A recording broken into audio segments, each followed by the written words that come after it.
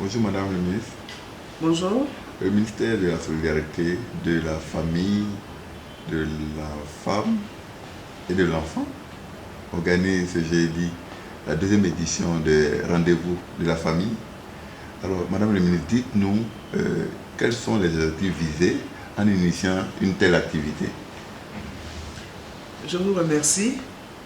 Je voudrais donc, avant de répondre à votre question, je voudrais vous remercier Abidjan.net pour cette tribune que vous nous offrez de nous ouvrir un peu plus aux Ivoiriens.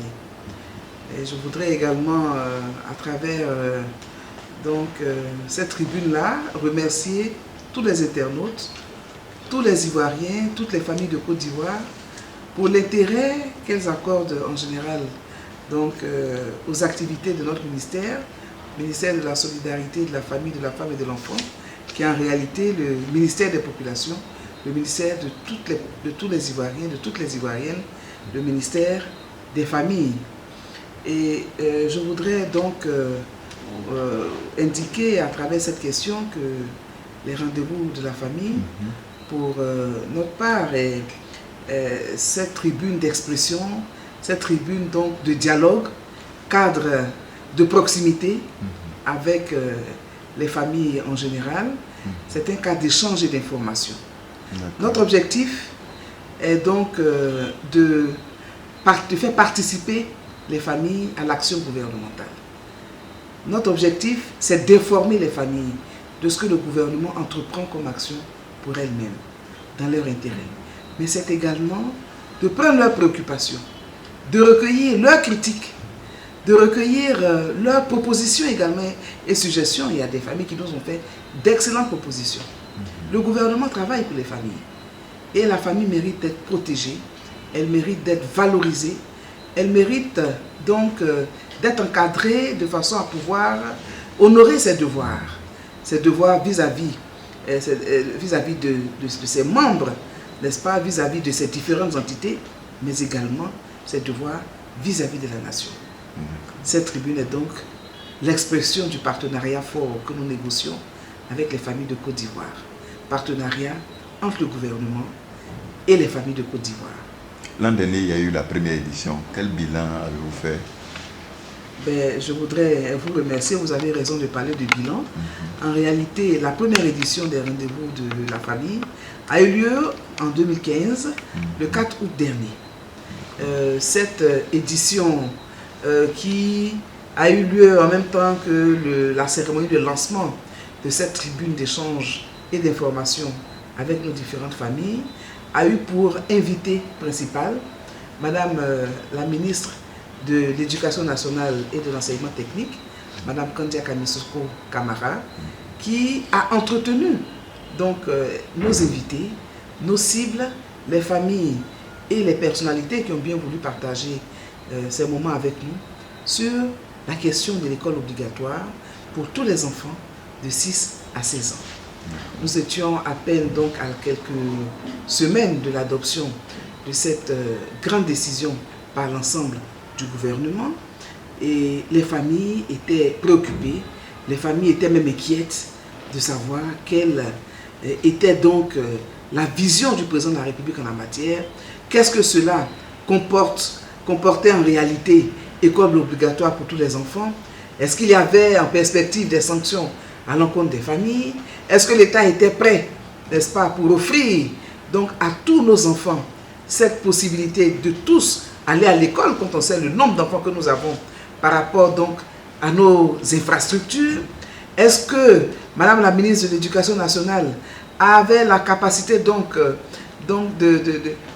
d'avoir du personnel capable d'encadrer et de former tous ces enfants de 6 à 16 ans? Voilà autant de questions que se posaient les parents. Et je peux vous assurer que je suis ressortie heureuse de cette rencontre, heureuse de cette initiative, rassurée parce que cette première édition des rendez-vous de la famille a connu un grand succès, vu l'intérêt qui a été donc celui des parents et de nos invités. Alors, vos invités, effectivement, ce sont les familles. je suis tenté de me poser la question, comment la sélection des familles là, se fait? Ben alors, vous posez une très belle question. D'abord, je voudrais essayer de bien situer le contexte. Les rendez-vous de la famille sont une initiative du gouvernement à travers le ministère donc, nous avons l'honneur de diriger. Mais en même temps, cela se fait en liaison avec la Commission nationale de la famille.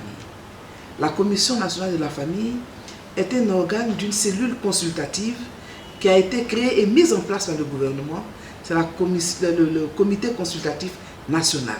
C'est une cellule consultative qui permet donc à l'État, à intervalles réguliers, d'avoir le sentiment des familles sur les politiques donc, qui sont développées à leur endroit.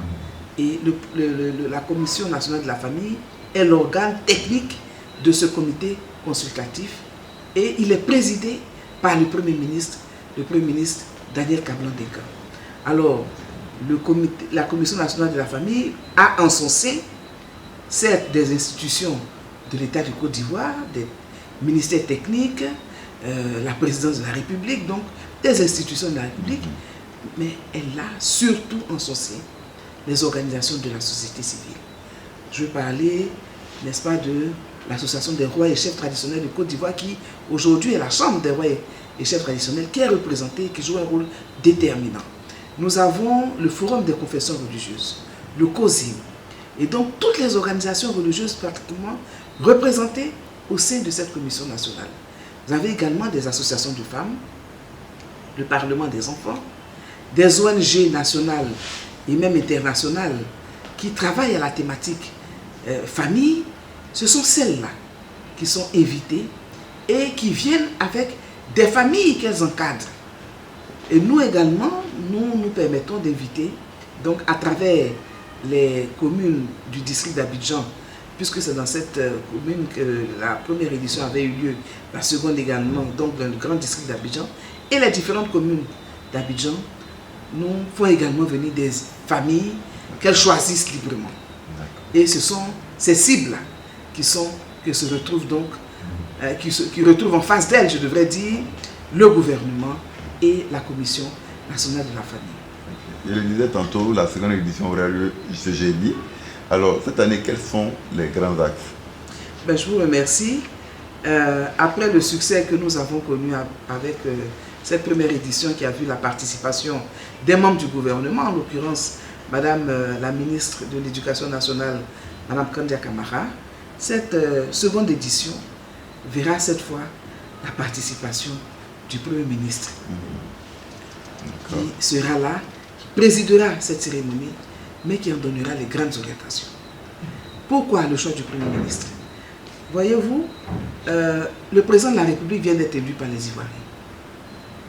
Et de son discours d'investiture, les Ivoiriens ont tous retenu sa première ambition. C'est celle de bâtir un Ivoirien nouveau. Le premier mandat, c'était la Côte d'Ivoire émergente. Le pays émergent vers lequel nous devons tendre. Et le président y a travaillé, à travers des infrastructures, à travers le repositionnement diplomatique de la Côte d'Ivoire, à travers donc l'amélioration de la sécurité, à travers l'amélioration de nos finances publiques, etc., etc., à travers le retour des investisseurs. Tout cela est en bonne voie. Mais comment y arriver? Il a réfléchi, il connaît les Ivoiriens, il connaît son pays. Il a géré la Côte d'Ivoire pendant 4 ans et il est arrivé à cette volonté affirmée de faire en sorte que l'Ivoirien ancien devienne Ivoirien nouveau. Parce qu'il considère que c'est à ce prix-là que nous irons rapidement à l'émergence et je pense de façon durable. Madame la ministre, pour vous, l'Ivoirien nouveau, c'est qui? L'Ivoirien nouveau, c'est l'opposé de l'Ivoirien ancien. Oui. Il faut que nous regardions ce concept de la manière la plus simple possible. Okay. Nous voulons aller à l'Ivoirien nouveau parce qu'il y avait ou parce qu'il y a l'Ivoirien ancien. Et l'Ivoirien ancien, c'est l'Ivoirien nouveau qui doit nous emmener à l'émergence. L'émergence, c'est quoi? C'est le résultat d'un processus de développement. Pour aller au développement, il faut travailler. Pour aller au développement, il faut d'abord rêver, il faut avoir une ambition. Il faut avoir la paix. Il faut travailler. Il faut donc des écoles pour nos enfants. Il faut des infrastructures. Il faut des centres de santé pour prendre en charge tous les malades. Il faut offrir des logements aux populations qui doivent vivre de façon décente, comme dans un pays émergent. Alors, comment y arriver si nous restons comme nous sommes aujourd'hui, comme on dit communément, des Ivoiriens qui arrivent en retard au travail? Si nous restons avec des logiques de raquettes, d'individualisme, si nous vivons dans la guerre, si nous vivons dans le manque de responsabilité, si on continue de dire que les familles ont démissionné, si nous avons des enfants microbes, comment pouvons-nous aller à l'émergence avec cette catégorie d'Ivoiriens? Alors nous devons être des Ivoiriens nouveaux. Alors Madame la Ministre, comment entendez-vous mobiliser la famille autour de ce concept? Alors, le président de la Commission nationale de la famille, Monsieur le Premier ministre, sera là pour dire aux familles pourquoi devons-nous ensemble rêver et œuvrer à l'avènement d'un Ivoirien nouveau. Parce que nous voulons un pays émergent et les Ivoiriens l'ont démontré à travers leur suffrage qu'ils ont accordé au président Alassane Ouattara. En le choisissant, ils ont choisi l'émergence. Mais en choisissant l'émergence, cela implique de nous un engagement fort. Quel est cet engagement? Faire en sorte que l'Ivoirien soit à même de porter ce projet-là. Et donc, nous devons procéder à une mutation de l'Ivoirien qui n'avait pas pu emmener son pays à l'émergence à celui qui va emmener son pays à l'émergence. Et moi, ce que je veux proposer aux Ivoiriens, c'est de revenir simplement à nos fondamentaux. Notre devise nationale, l'union, la discipline du travail, tout simplement. Si nous sommes unis, c'est une valeur que nous pourrons cultiver à travers la solidarité, à travers le partage, l'entraide, à travers la fraternité, à travers l'amour et le pardon. Ce sera l'Ivoirien qui devra donc cultiver ces valeurs-là. La discipline, avec cette jeunesse aujourd'hui qui défie l'autorité, cette jeunesse aujourd'hui qui défie les chefs de communauté, qui défient leurs propres parents. La discipline dans nos bureaux en venant à l'heure au travail. La discipline dans nos bureaux, n'est-ce pas, en respectant nos règlements intérieurs. La discipline dans nos établissements pour les enfants qui doivent s'habiller décemment, qui ne doivent pas avoir de mauvais comportements, qui doivent être respectueux. Ça, c'est la discipline. Et puis, le travail. Le travail. Venir au bureau, c'est bien. Venir au bureau le matin, à l'heure, et repartir également quand il est l'heure. Mais que fait-on dans nos bureaux? Est-ce qu'on lit nos journaux? Est-ce qu'on va sur Internet pour naviguer, pour aller sur Facebook? Est-ce qu'on passe notre temps à tweeter? Est-ce qu'on passe notre temps à jouer aux cartes sur les ordinateurs? Le travail, ne pas tricher avec le travail. Et ce travail-là doit commencer à être appris à la maison, dans la famille, la plus petite cellule de la société. Dans la famille où on apprend l'amour. Regardez, quand un enfant naît dans une famille, c'est un événement heureux. La famille se rassemble, baptême de l'enfant, on emmène des cadeaux, c'est le partage. On apprend la fraternité, on apprend l'union, on apprend tout simplement le vivre ensemble. Quand il y a un décès, c'est exactement la même chose dans une famille. Mais dans la famille, on doit apprendre le respect. Le respect, donc, entre les différentes composantes de cette famille, entre les enfants de cette famille, des enfants aux aînés, n'est-ce pas? On doit avoir le respect, même entre les enfants eux-mêmes.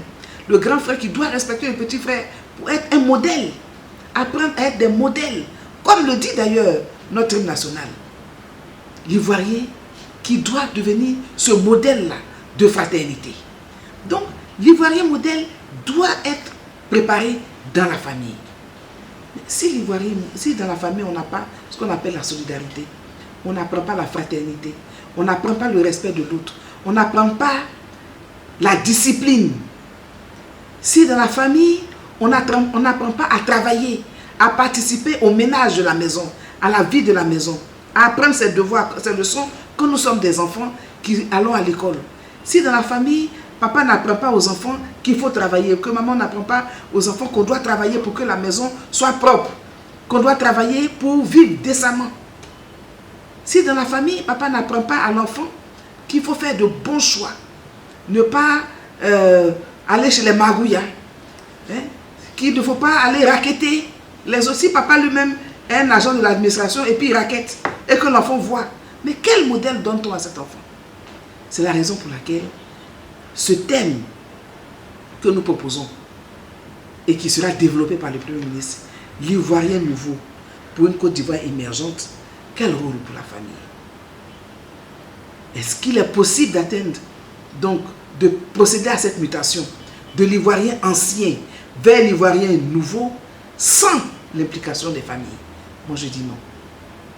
Alors, combien de personnes sont attendues à cette deuxième édition, j'ai dit, et puis vous, personnellement, quelles sont vos attentes?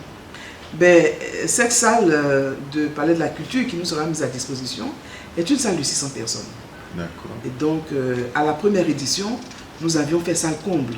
Et même, nous avons refusé du monde. C'est la même salle? C'est la même salle qui sera également retenue. Et j'ose espérer, je crois fortement, que les familles viendront. Elles viendront pourquoi? À cause de la qualité de l'invité. Qui mieux que le Premier ministre Daniel Kablan-Duncan pourra venir dire aux Ivoiriens ce que c'est que l'Ivoirien nouveau, ce que nous attendons de l'Ivoirien nouveau. Et pourquoi nous avons pensé à ce concept de l'Ivoirien nouveau. Et je suis convaincu que les Ivoiriens accorderont une oreille attentive à ces différentes préoccupations du ministère. J'espère, je souhaite également et je suis convaincu qu'ils viendront participer activement à cette tribune d'expression. C'est une tribune d'expression, de dialogue. Et nous la voulons participative pour que les populations elles-mêmes aient l'opportunité de faire leur autocritique et de donner également des recommandations au gouvernement. Ce que je souhaite, c'est que les Ivoiriens, ceux qui viendront, les familles qui viendront à cette tribune, repartent en se considérant désormais comme des messagers de l'Ivoirien nouveau.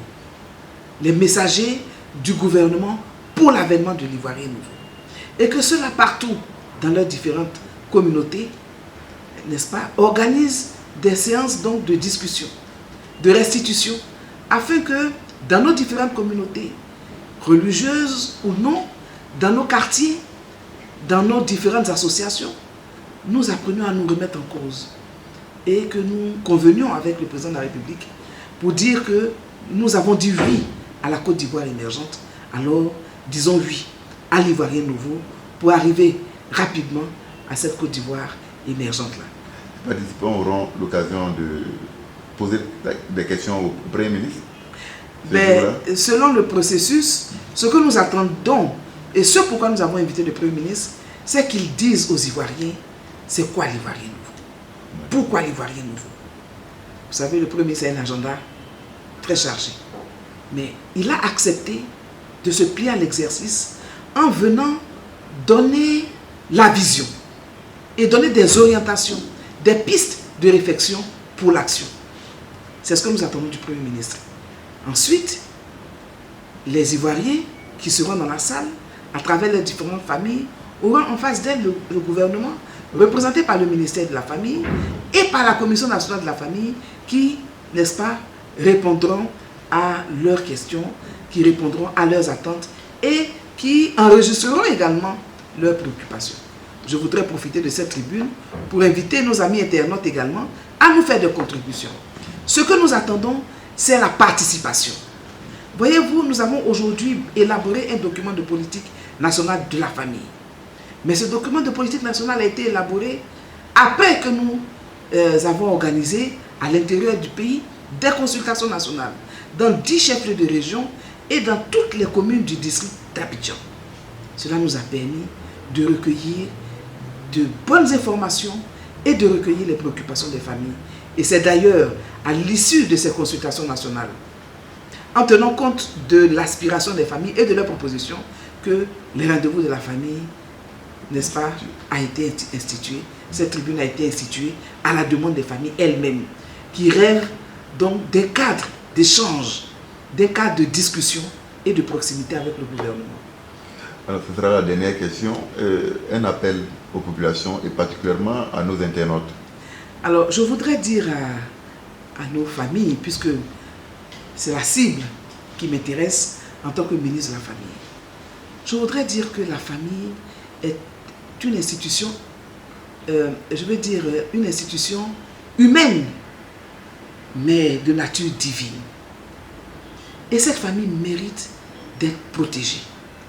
Cette famille mérite d'être préservée.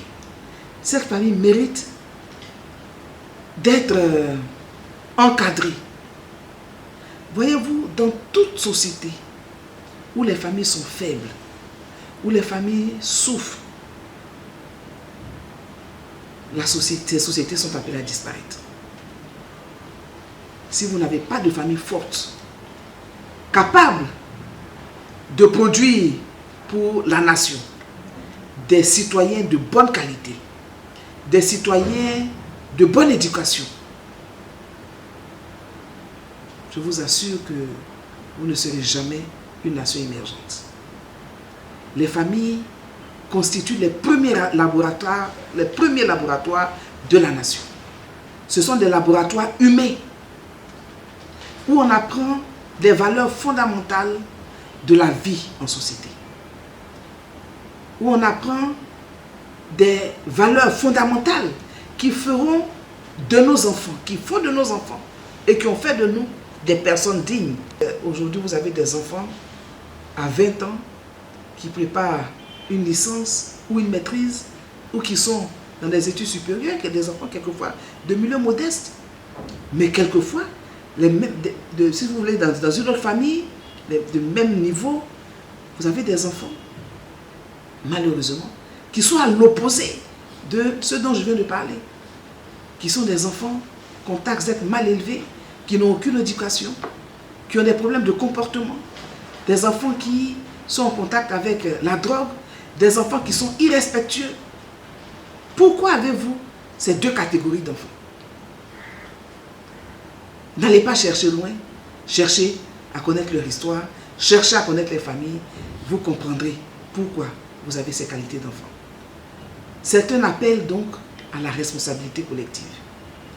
Je voudrais lancer un appel à la responsabilité des familles en leur disant que le temps de la turbulence de la Côte d'Ivoire a cessé.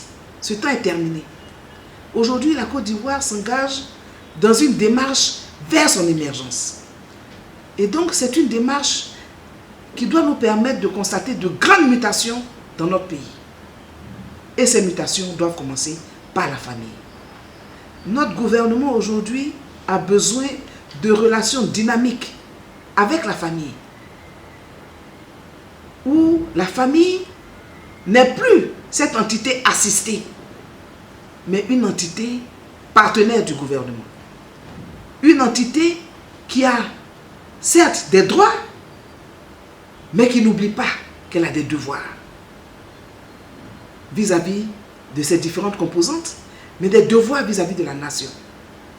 C'est à ce prix-là, et seulement à ce prix, que nous atteindrons cette émergence avec des Ivoiriens nouveaux.